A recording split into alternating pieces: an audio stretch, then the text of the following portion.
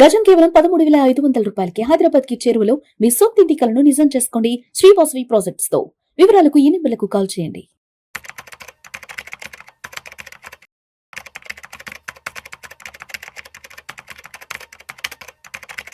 నమస్తే రేవంత్. నమస్తే sir. Welcome to Vishnu talks. Thank you so much for being with Vishnu talks Revanth.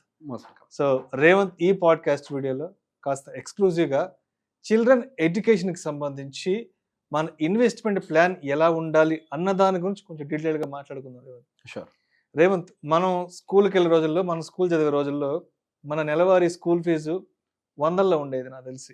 ఓ 400, 300. అవును. మంచి స్కూల్ అయితే ఒక 500, 600 ఉండేది. అవును. తర్వాత మనం కొంచెం ఇంటర్మీడియట్ డిగ్రీకి వచ్చాక అప్పట్లో మన కాలేజీ ఫీజులు సంవత్సరానికి ఉండేది. అవును. అప్పట్లో 4,000, 5,000, 6,000 ఉండేది. అవును. దాని తర్వాత ఎంబీఏలు, ఎంసీఏలు, బీటెక్లు అంటే సంవత్సరానికి 1,00,000, 1,50,000 ఉండేది. అవును. బట్ ఇవాళ చూస్తే ఒక ఇంజనీరింగ్ చదవాలంటే కనీసం ఒక 15, ఒక 20 లక్షలు చేతిలో పెట్టుకోవాలి. ఇవాళకి ఒక 20 లక్షలు అనుకుంటే 20 లక్షలు మినిమం 20 lakhs చేతిలో ఉండాలి ఇవాళ ఇంజనీరింగ్ పూర్తి అవ్వాలి అంటే. మరి ఇప్పటి నుంచి ఒక 10 సంవత్సరాల తర్వాత ఎంత ఖర్చు అవుద్ది ఒక హైయర్ ఎడ్యుకేషన్కి?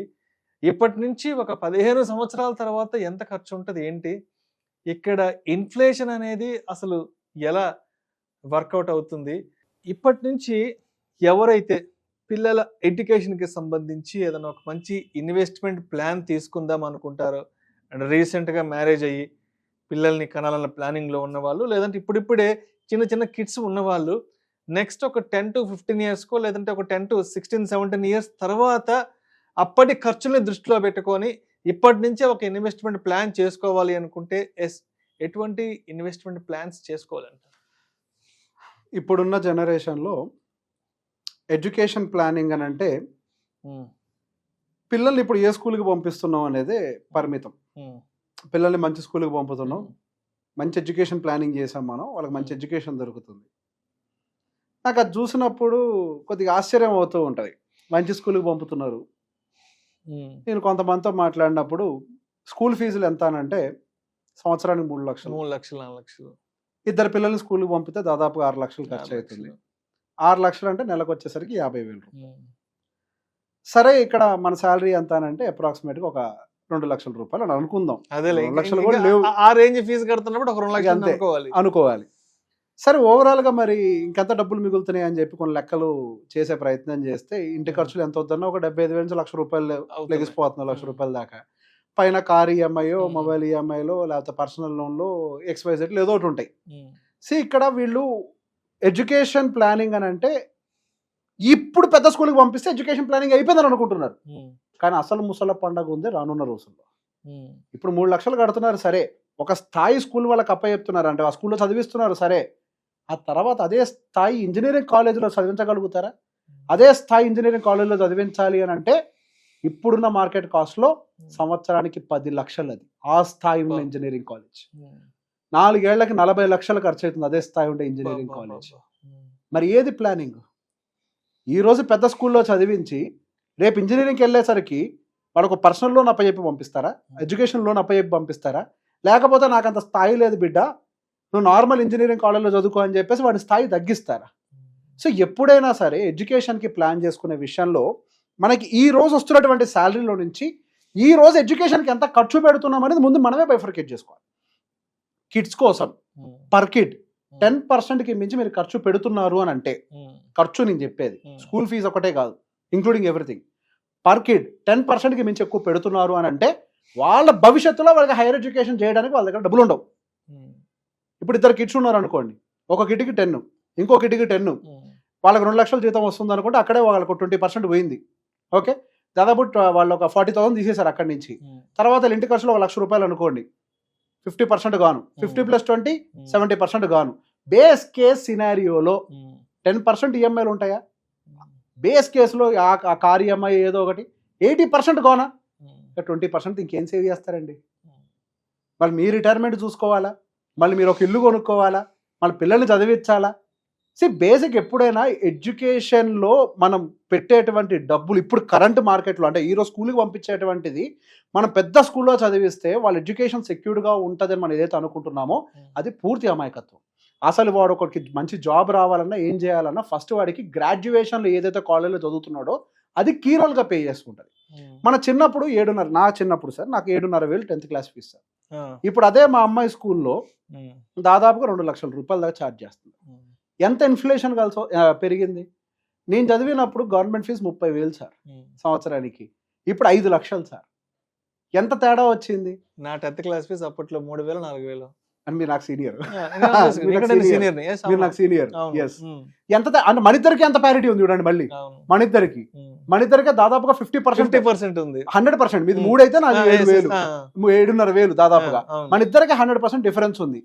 మరి ఈ పిల్లలు ఆ స్థాయికి వెళ్ళే టైంకి ఎంత డిఫరెన్స్ వస్తుంది సార్. ఇప్పుడుండే జనరేషన్ వాళ్ళు పిల్లల్ని పెద్ద స్కూల్లో చేర్పించడానికి వాళ్ళకేదో క్వాలిటీ ఎడ్యుకేషన్ వస్తుందని అసలు రీజనే కాదు.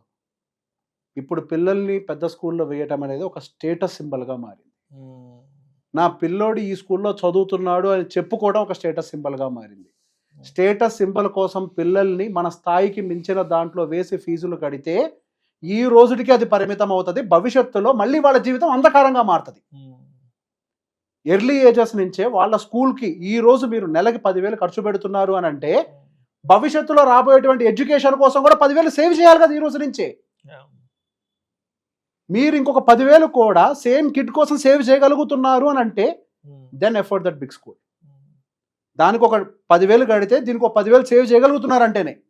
మీరు అది సేవ్ చేయలేకపోతున్నారు వాళ్ళ నెక్స్ట్ ఎడ్యుకేషన్ కోసం అని అంటే you are in a wrong path. పిల్లల ఎడ్యుకేషన్ కోసం మరికొంతమంది చేసే పెద్ద మిస్టేక్స్, ఏదో పాలసీస్ ఉంటాయి, ఎడ్యుకేషన్ పాలసీస్ అని, ఎడ్యుకేషన్ ప్లాన్స్ 7% రిటర్న్ ఏదో డెలివరీ చేస్తూ ఉంటాయి. ఎడ్యుకేషన్ ఇన్ఫ్లేషన్ 12 to 15% మధ్యలో పెరుగుతూ ఉంటాయి. ప్రతి ఒక్కళ్ళు ఒకసారి గుర్తు తెచ్చుకోండి. స్కూల్ అప్లికేషన్లో సంతకాలు పెట్టుంటారు కదా, వాడు అక్కడ ఏం రాసుంటాడు, స్కూల్ ఫీజు ప్రతి సంవత్సరం 10%తో పెంచుతామని వాడే రాసుంటాడు. 10%తో పెంచుతామని. కొన్ని స్కూల్స్ అయితే 12-13 కూడా రాసేస్తున్నాయి. కొత్తగా జాయిన్ అయ్యే వాడికి ఇన్ఫ్లేషన్కి ఇంత ఎక్కువ ఉంటుంది. ఎడ్యుకేషన్ కాస్ట్ చాలా దారుణంగా పెరిగిపోతుంది. మీకు వచ్చే రిటర్న్ ఎంత పాలసీలో 7%, అదేమో 14%తో పెరుగుతూ ఉంటుంది. మీకు వచ్చేదేమో 7%. అంటే మీరు -7%లో ఉన్నారు పర్ ఇయర్. మరి మీరు పెట్టే పాలసీ కరెక్టేనా? రెండోది, పిల్లల కోసం అని చెప్పేసి భూములు కొంటారు. అసలు ఇది ఎంత బ్లండర్ మిస్టేక్ అని అంటే, పిల్లల ఎడ్యుకేషన్ మీ భూమి అమ్ముడిపోయేదాకా ఆగుద్దా? అసలు భూమి మీరు అనుకున్న టైంకి అమ్ముడిపోద్దా? కొనేవాడికి భూమి కొనడానికి పెద్ద టైం పట్టదేమో, అమ్మేవాడికి భూమి అమ్మాలి అంటే నరకం కనపడుతుంది. బయ్యర్కి దొరుకుతుంది, సెల్లర్కి బయ్యర్ దొరకడం. మళ్ళీ మరి అదే టైంకి మీ అబ్బాయి ఎడ్యుకేషన్ వచ్చింది, మార్కెట్లో భూమి రేట్ లేదు, భూమి సేల్ కావట్లేదు, ఏం చేస్తారు? అయితే కాలేజీలోకి వెళ్ళి సార్ మా వాడికి భూమి ఉంది, ఈ పట్టా తీసుకొని చదువు చెప్పమని చెప్తారా? లేదు నాన్న నువ్వు 1 సంవత్సరం పోస్ట్ పోన్ చేసుకో, ల్యాండ్ అమ్ముడు పోలేదంటే వాడాగలుగుతాడా? అది రాంగ్ ఇన్వెస్ట్మెంటే కదా. నేను చాలా మందితో ఎక్కువ ఆర్గ్యూ చేసేవాడిని, సార్ భూమి ఉంది కదా అప్పుడు అమ్మే చదివిస్తామని అంటే అసలు ఆ టైంకి అమ్ముడు పోతుంది ఎవరు చెప్పారు? అమ్ముడు పోకపోతే పరిస్థితి ఏంటి? 2 అసలు భూమి 14%తో పెరుగుతుందని గ్యారంటీ ఉందా? అగ్రికల్చరల్ ల్యాండ్ 7%, మండలంలో ఉండే ల్యాండ్ 9%, జిల్లా హెడ్ క్వార్టర్లో 10%, హైదరాబాద్లో 12% ల్యాండ్ రిటర్న్.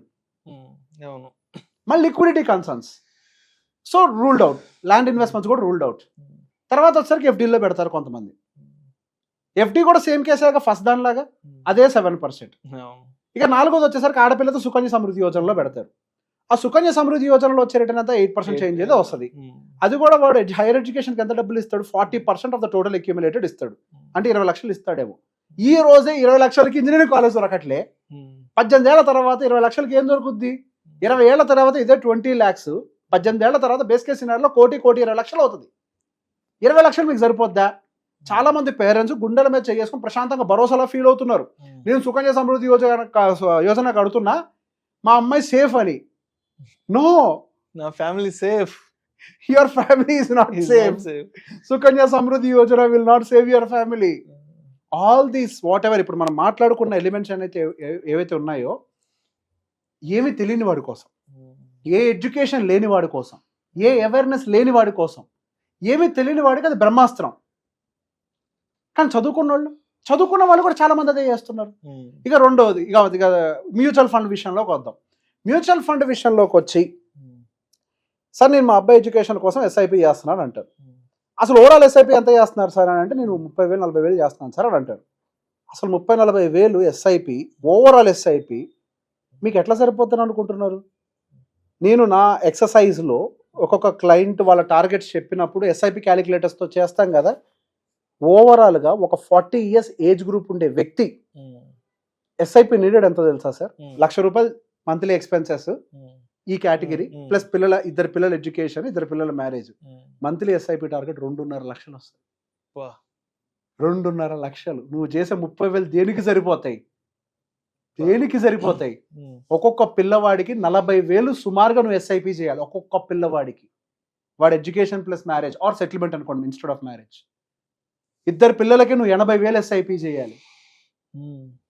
మళ్ళీ రిటైర్మెంట్ కోసం నువ్వు ఎస్ఐపి చేయాలి. 2.5 లక్షలు వస్తుంది సార్ ఒక్కొక్కరికి target. No one can afford that. 2.5 లక్షల ఎస్ఐపిని ఎవరు ఎఫోర్డ్ చేస్తారండి? మళ్ళీ నువ్వేమో తెలివిగా తీసుకెళ్లి అపార్ట్మెంట్లు కొంటావు, రియల్ ఎస్టేట్లు కొంటావు, అగ్రికల్చరల్ ల్యాండ్ కొంటావు, ఇంకా తెలివిగా వ్యవహరించి తీసుకెళ్లి పాలసీలు కొంటావు, సుకన్య సమృద్ధి యోజనలు కొంటావు. అవి నీకు సూట్ అవుతున్నాయా? నీ కళలేమో ఆకాశానికి ఉన్నాయి, నువ్వు నిచ్చెనేమో ఫస్ట్ ఫ్లోర్కి కూడా ఎట్లే. కనీసం మనం ఒక స్థాయికి 5 ఫ్లోర్ల కన్నా వేసుకోవాలి కదా నిచ్చెన. మరి రిటర్న్స్ని మ్యాచ్ చేయాలి కదా మనము. సూటబిలిటీ ఆఫ్ ద ప్రోడక్ట్ సరిగ్గా లేకపోయినా ఎడ్యుకేషన్ ప్లానింగ్ చేసుకునేటప్పుడు మీరు ఫైనల్గా ఫెయిల్ అయిపోతారు. అప్పుడు ఏం చేస్తారు? మీకుండే రిటైర్మెంట్ కార్పస్ తీసి ఎడ్యుకేషన్ ఫీజు కడతారు. మరి మీరు ఎట్లా బతుకుతారు? నేను ప్రతి ఒక్కళ్ళు క్లియర్గా చెప్తాను. మీరు ఇద్దరు పిల్లలు ఉన్నారు అని అంటే మీరు పెట్టే ఇన్వెస్ట్మెంట్స్ని 3 భాగాలు చేయండి. మీరు మీ వైఫ్ ఒక భాగం, పిల్లోడు నెంబర్ 1 ఒక భాగం, పిల్లోడు నెంబర్ 2 ఒక భాగం. ఇంకో భాగం నుంచి ఇంకో డబ్బులకు ఎప్పుడు ఫ్లో కాకూడదు. అందులో ఎంత ఫండ్ ఉందో వాళ్ళు అంతే వాడుకోవాలి. అండ్ సరిపడా ఎస్ఐపి చేయాలి.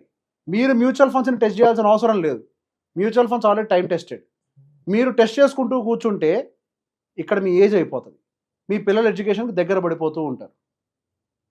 లాస్ట్ మూమెంట్లో నాకు కాన్ఫిడెన్స్ వచ్చింది అప్పుడు నేను విజృంభిస్తాను అంటే you don't have time. Early age నుంచే ప్రాపర్గా ప్లాన్ చేసుకోవాలి. పిల్లల ఎడ్యుకేషన్కి ఎప్పటి నుంచి ప్లాన్ చేయాలంటే ఫస్ట్ సాలరీ నుంచి ప్లాన్ చేయాలి. ఫస్ట్ సాలరీ నుంచి. మీకు పెళ్ళైందో లేదా సంబంధం లే, పెళ్ళవుద్ది కదా ఒక టైంకి, పిల్లలు పుడతారు కదా అయిపోద్ది కదా. ఫస్ట్ సాలరీ నుంచి ప్లానింగ్ ఉండాలి. అప్పుడు చిన్న అమౌంట్ ఎస్కేప్ అవుతారు. సో జాబ్ వచ్చిన 22-23 ఏజ్ కంతా స్టార్ట్ అయిపోవాలి. మీరు లేకపోతే మీరు దాన్ని అచీవ్ చేయలేరు ఎప్పటికి లైఫ్ లో. ఎప్పుడో 35-40 అంటే అసలు ప్రాక్టికల్ గా 40 years ఉన్న వాళ్ళు 2.5 lakhs ఎస్ఐపి చేయగలుగుతారు ఇండియాలో? లేదు, నాట్ పాసిబుల్ కదా. మరి పాసిబుల్ అయ్యేది ఎప్పుడు? ఎర్లీ ఏజెస్ నుంచి ప్లాన్ చేస్తే చిన్న టార్గెట్ ఉంటుంది. అది గట్టిగా ఒక 50,000 టార్గెట్ 70,000 టార్గెట్ ఏదో వస్తుంది, చిన్న టార్గెట్ వస్తుంది. సో ఇక్కడ ఇన్వెస్ట్మెంట్ లో పని చేసిందంటే టైం. మీరు ఎర్లీగా ప్లాన్ చేసుకున్నారు కాబట్టి ఆ టైం కాంపోనెంట్ అనేది మీకు కుషనింగ్ ఇచ్చింది. ఇప్పుడు మీకు ఆ కుషనింగ్ లేదు. మీకేమో ఏజ్ అయిపోతుంది.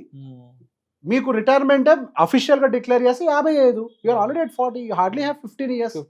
మరి ఈ గ్యాప్ లో పిల్లలు చదువులు ఉన్నాయి, మీ రిటైర్మెంట్లు ఉన్నాయి, ఎట్లా ఆర్గనైజ్ చేస్తారు? Right from the first salary you have to plan.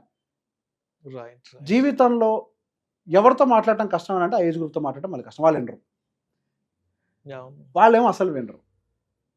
వీళ్ళకేమో అర్థమయ్యే టైంకి వయసు అయిపోయి ఉంటుంది. ఇది మారాలి అని అంటే, ఈ ట్రాప్ నుంచి బయటపడాలి అని అంటే ఎర్లీ ఏజెస్ నుంచి ఒక డిసిప్లిన్ ఎస్టాబ్లిష్ చేయాలి. అట్లీస్ట్ పడ్డవాళ్ళు వాళ్ళ పిల్లలకు నేర్పించాలి ఎలా ఫైనాన్షియల్స్ని మేనేజ్ చేసుకోవాలి. Thank you so much Revanth. ఇప్పుడు ఉన్న ఖర్చుల్ని దృష్టిలో పెట్టుకొని రాబోయే 10 సంవత్సరాల తర్వాత 15 సంవత్సరాల తర్వాత పిల్లల స్కూల్ ఎడ్యుకేషన్ అనేది ఎంత ఎక్స్పెండిచర్ కాబోతుంది, 10-15 సంవత్సరాల తర్వాత లైఫ్ స్టైల్ ఎక్స్పెన్సెస్ అనేవి ఏ రేంజ్లో పెరగబోతున్నాయి అన్న అంచనాన్ని ముందే వేసుకొని కనుక ఇప్పటి నుంచి ఎర్లీ ఏజ్ నుంచే 22-23 సంవత్సరాల నుంచి కనుక మన ఇన్వెస్ట్మెంట్ స్టార్ట్ చేసుకుంటే రేపన్న రోజు పిల్లలకి ఒక మంచి బంగారు భవిష్యత్తు అయితే ఇవ్వచ్చు అంటారు. Yes right sir. Thank you sir. Thank you so much. Welcome.